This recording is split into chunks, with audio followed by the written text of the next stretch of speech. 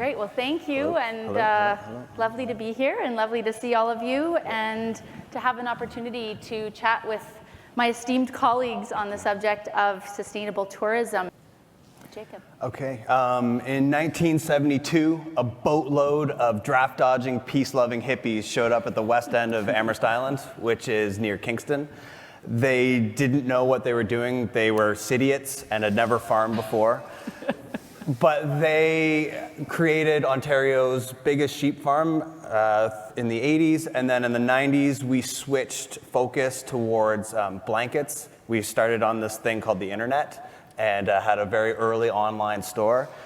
But recently, we've shifted gears again because the older generation is retiring. Those hippies need their money out and they're done. They can't work anymore. And so my brother, my sister, me, our friends, we're taking what they built, trying to preserve it, and we're trying to build something that is worth preserving. And from a green ecotourism standpoint, what we're doing is bringing people to the farm, often with no cost or subsidized. We take the money from our retail sales and bring school groups, Indigenous groups, people with special needs, people in retirement homes. They come to the farm, they snuggle lambs, they chase chickens around. Watching kids chase a chicken is like the best thing in the world. Sounds like fun. It's connecting to the land. This is the name of our program, and we are seeing great success in small doses. And I think if we can scale that up in a way that is in keeping with our values, we'll be on the right track.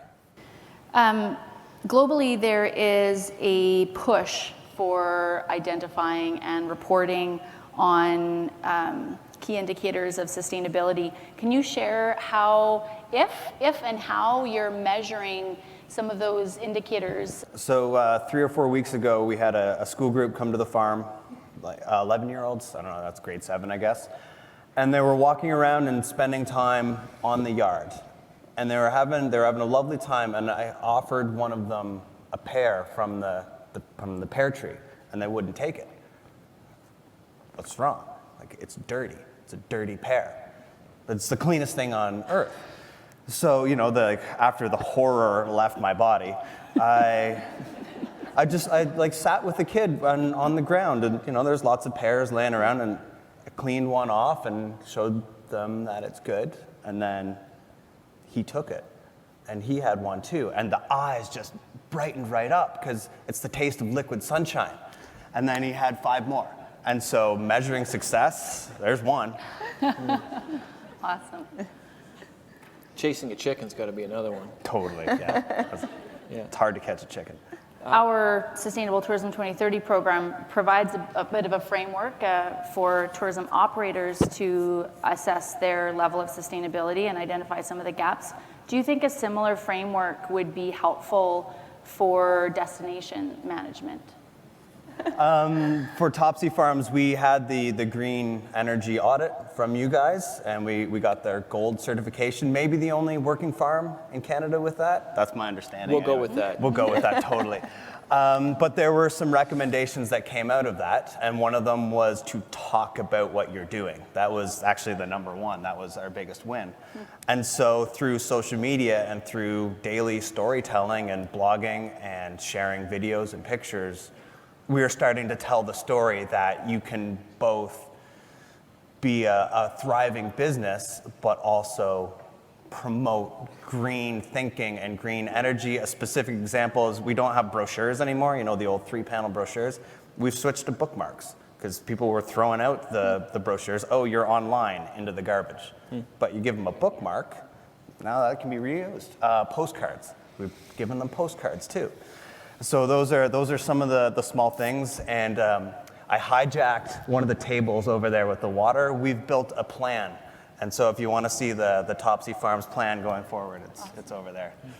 I think some of the opportunity there is understanding the carbon footprint of different types of tourism in the destination and comparing that to the amount of revenue generated from those different types of tourism and trying to prioritize how can we focus our development efforts on developing the highest revenue, lowest impact types of tourism, and then how do we attract the types of people that are looking for those kinds of opportunities. And for Topsy Farms, we've always been kind of at the spear point. We've always been seeing the next thing that's coming and getting there first. And in terms of green tourism, it's what we've always done. Like, this is just that hippie ethos has always been part of our daily life.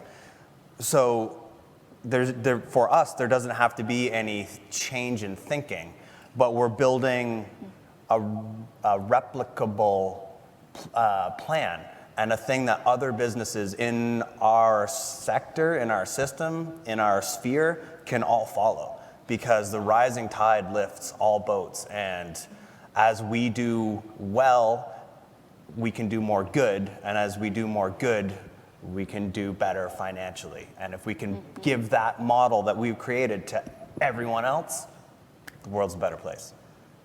There's also so much opportunity, I think, for being a sustainable business when it's approached strategically is actually a profit center. And I think it just takes a switch of the mindset, and not just seeing it as a line item on your budget, but actually an investment that has a pretty much guaranteed return. Can I speak to that for a second? Please. So there's not a lot of money to start out. Like, Topsy Farms right now could not be started. Regular people cannot take 290 acres of prime waterfront and just start. We'd be in debt forever.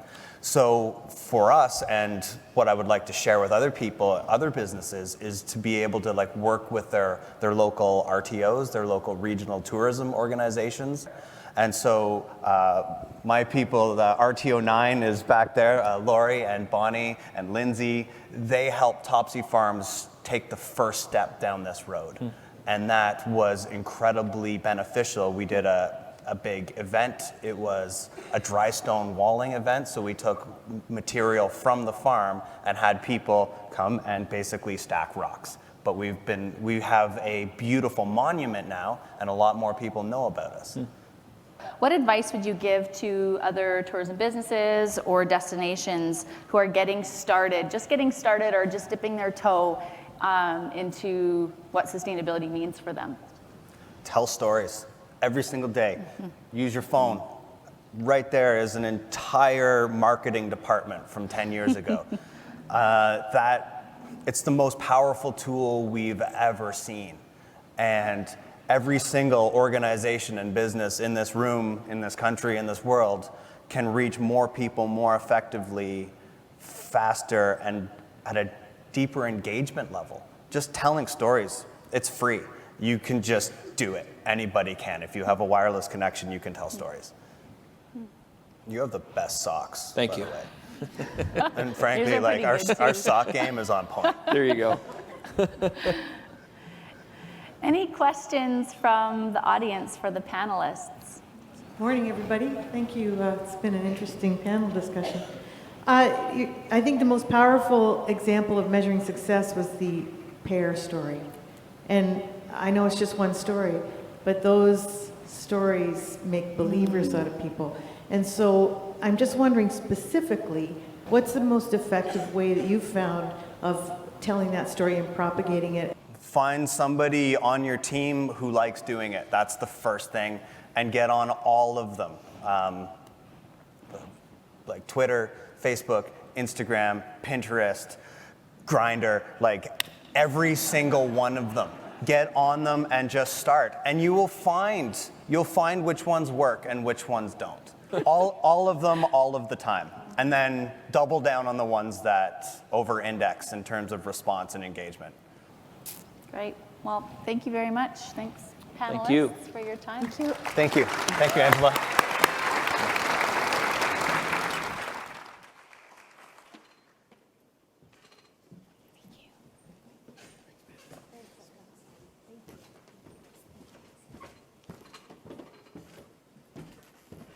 a great panel.